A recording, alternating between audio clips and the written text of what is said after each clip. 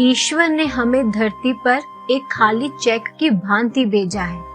गुणों तथा योग्यता के आधार पर हमें स्वयं अपनी कीमत उसमें भरनी है। जिसकी मति और गति सत्य की हो, उसका रथ आज भी श्री कृष्ण चलाते हैं। समस्या का समाधान इस बात पर निर्भर करता है कि हमारा सलाहकार कौन है, क्योंकि दुर्योधन शकुनी से सलाह लेता था और अर्जुन श्री कृष्ण से।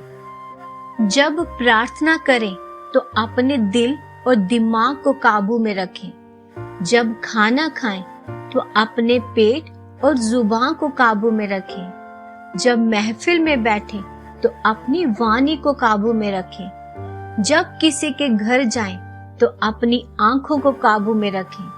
किसी का धन देखकर अपनी नीयत को काबू में रखें।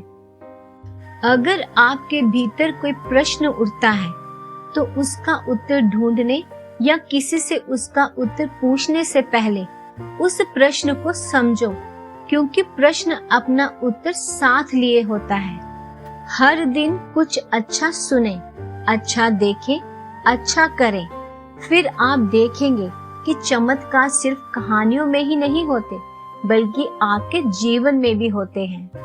कर्मों का लिखा हर हाल में हर किसी को भुगतना पड़ता है। दुख बेचे नहीं जा सकते और सुख खरीदे नहीं जा सकते।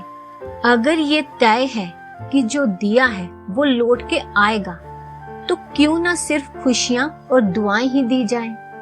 अगर हम किसी के दुख का कारण हैं, तो हमारा जीवन व्यर्थ है, और अगर किसी के सुख की वजह है तो ही हमारे जीवन का कुछ अर्थ है।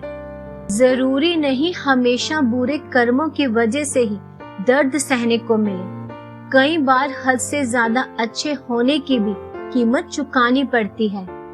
जिंदगी ऐसी ना जियो कि लोग फरियाद करें, बल्कि ऐसे जियो कि लोग तुम्हें फिर याद करें। जो लोग दूसरों को बर्बाद करने की सोचते हैं, वो अपने मकसद में इस कदर अंधे हो जाते हैं कि खुद कब बर्बाद हो जाते हैं उन्हें पता ही नहीं चलता। समस्याएं और कष्ट आपको मजबूत बनाते हैं। डर आपको बहादुर बनाता है। क्रोध आपको कमजोर बनाता है और धोखा आपको समझदार बनाता है। कोई आएगा और हमें आगे का रास्ता दिखाएगा। इस इंतजार में रहने से बेहतर है कि हम खुद आगे बढ़ जाएं। आपका बीता हुआ कल भले ही कष्टों से भरा हो, लेकिन आगे आने वाली कहानी अभी भी आपके ही हाथों में है। जहाँ हो वहीं से शुरुआत करो। जो तुम्हारे पास है उसी का उपयोग करो, और जो तुम कर सकते हो वो करो। मिले हुए समय को ही अच्छा बनाएं। अगर अच्छे समय की राह देखेंगे तो पूरा जीवन कम पड़ जाएगा।